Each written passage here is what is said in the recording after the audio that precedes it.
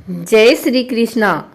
आइए सुनते हैं पौष मास के तीसरे दिन भगवान विष्णु के तीसरे अवतार वराह अवतार की यह कथा। आज हम भगवान विष्णु के वराह अवतार की कथा के बारे में बताएंगे।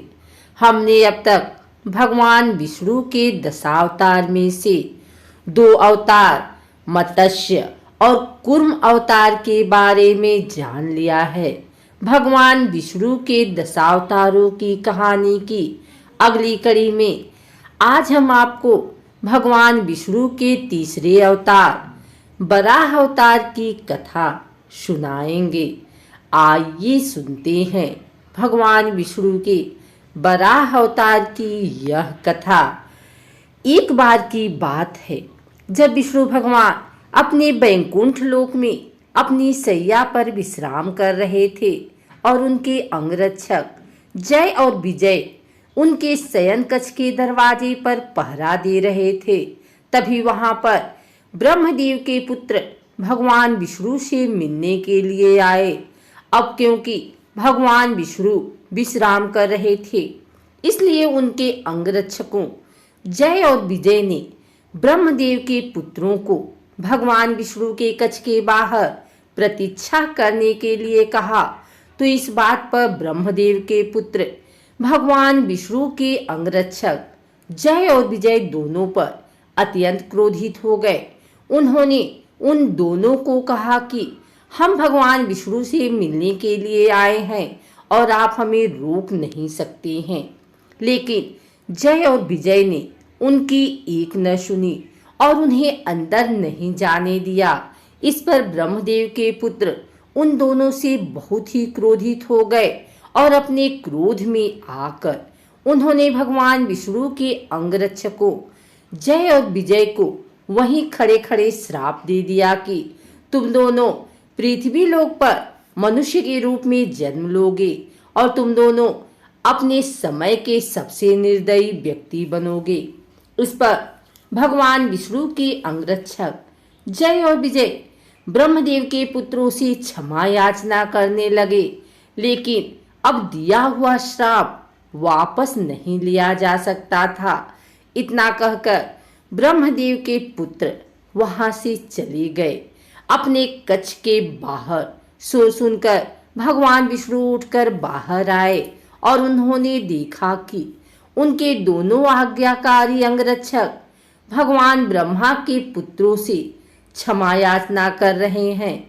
इस पर भगवान विष्णु ने पूछा कि क्या हुआ। तब ब्रह्मदेव के पुत्रों ने उन्हें पूरा बात सुनाया। इस पर भगवान विष्णु ने ब्रह्मदेव के पुत्रों से कहा कि यह तो मेरे अंगरक्षक हैं, इन्होंने तो बस अपने कर्तव्यों का पालन किया है। अपने अंगरक्षकों की क्षमा याचना पर भगवान विष्णु ने उन दोनों को बताया कि तुम दोनों पृथ्वी लोक पर मनुष्य रूप में अवश्य जन्म लोगे, लेकिन अगर तुम दोनों की मृत्यु मेरे हाथों से हो तो तुम दोनों का यह श्राप मिटाया जा सकता है। और इस तरह अगर तुम दोनों की मृत्यु मेरे हाथों से हो तो तुम दोनों को इस वजह से मुक्ति हो जाएगी। दिए गए श्राप के अनुसार जय और विजय ने पृथ्वी लोक पर मनुष्य रूप में एक ही घर में 2 भाइयों के रूप में जन्म लिया। एक का नाम रखा गया हिरण्याक्ष और दूसरे का नाम रखा गया हिरण्यकश्यप। हिरण्याक्ष बड़ा होकर भगवान ब्रह्मा का पूरी तरह से भक्त बन गया। उसने भगवान ब्रह्मा को प्रसन्न करने के लिए बहुत कठोर तपस्या की और उसकी तपस्या से प्रसन्न होकर भगवान ब्रह्मा उसके सामने प्रकट हुए और हिरण्याक्ष से कहा कि वत्स मांगो, तुम्हें क्या मांगना है। इस पर हिरण्याक्ष ने भगवान ब्रह्मा से कहा कि आप मुझे अमर होने का ऐसा वरदान दीजिए जिससे मैं किसी भी अस्त्र या शस्त्र, देव या दानव, मनुष्य अथवा पशु अथवा पक्षी किसी के भी हाथों न मारा जाऊं। मुझे अमरता का वरदान दीजिए। भगवान ब्रह्मा ने हिरण्याक्ष को तथास्तु कहा और अंतर ध्यान हो गए। इस प्रकार हिड़ियाज को भगवान ब्रह्मा से अमरता का वरदान प्राप्त हो गया। ब्रह्मदेव से वरदान मिलने के बाद दोनों राक्षसों को लगा कि अब तो वे अमर हो गए हैं, उन दोनों को अब कोई नहीं मार सकता है, और अपने इसी अहंकार की वजह से वो दोनों भगवान विष्णु को भी तुच्छ मानने लगे। फिर उन दोनों राक्षसों ने तीनों लोकों को जीतने का मन बना लिया। हिड़ियाज राक्षस ने स्वर्गलोक को जीतने के लिए स्वर्गलोक पर आक्रमण कर दिया। जब स्वर्गलोक के देवताओं को पता चला कि हिड़ियाज ने स्वर्गलोक पर आक्रमण कर दिया, उसका आक्रमण इतना भीषण था कि स्वर्गलोक के सारे देवता स्वर्गलोक छोड़कर भाग गए। कोई भी देवता हिड़ियाज का सामना करने में सक्षम नहीं था। जब हिड़ियाज ने बिना किसी युद्ध के इंद्रलोक पर कब्जा कर दिया तो उससे रहा नहीं गया, क्योंकि वो किसी से युद्ध करना चाहता था। तो हिड़ियाज अपनी युद्ध की प्यास बुझाने के लिए समुद्र के किनारे खड़ा हो गया और वह वरुण देव की राजधानी जा पहुंचा। वरुण देव की राजधानी में पहुंचकर हिड़ियाज ने वरुण देव को युद्ध के लिए ललकारते हुए बोला कि हे वरुण देव, आपने धरती के सारे राक्षसों को हराकर राजसूय यज्ञ किया था। आज मैं हिड़ियाज एक राक्षस आपको युद्ध के लिए ललकारता हूँ। आइए मुझसे युद्ध कीजिए और मेरी युद्ध की प्यास बुझाइए। लेकिन वरुण देव जानते थे कि हिड़ियाज ने घोर तपस्या करके ब्रह्मदेव को प्रसन्न करके उनसे कभी न पराजित होने और अमर होने का वरदान प्राप्त किया है, तो इस हिड़ियाज राक्षस से युद्ध करना कोई अकलमंदी का काम नहीं है।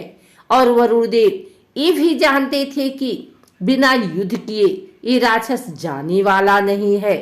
तो वरुण देव ने समझदारी से काम लेते हुए हिड़ियाज से कहा कि मैं तो एक साधारण सा छोटा मोटा देव हूँ और आप एक महाबली हैं।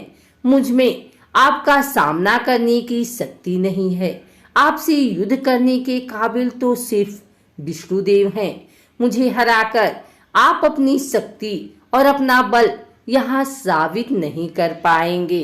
अगर आपको युद्ध ही करना है तो आप विष्णुदेव से युद्ध कीजिए। हिड़ियाज राक्षस को लगा कि वरुण देव ठीक ही कह रहे हैं, मुझे विष्णुदेव से ही युद्ध करके उनको हरा देना चाहिए। तो हिड़ियाज राक्षस ने वरुण देव से विष्णु भगवान का पता बताने को कहा, और जब वरुण देव ने हिड़ियाज राक्षस को विष्णुदेव का पता बता दिया तो वो विष्णुदेव से युद्ध करने निकल पड़ा।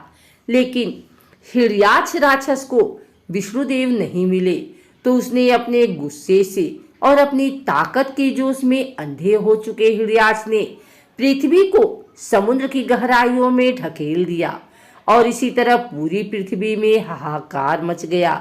सारी पृथ्वी को समुद्र की गहराइयों में डुबा देने से पृथ्वी पर हो रहे सारे हवन पूजा प्रार्थना कार्य रुक गए।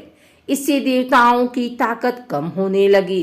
तो सारे देवता मिलकर विष्णु भगवान के पास पहुंचे और विष्णु भगवान से निवेदन किया कि आप हिड़ियाज नामक राक्षस का नष्ट करने की कोई तरकीब सोचिए।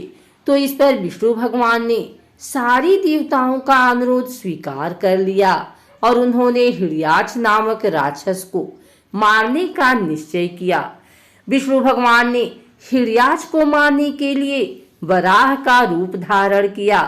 अपने तीखे और लंबे दांतों की मदद से पृथ्वी को महासागर की गहराइयों से बाहर निकाल लिया।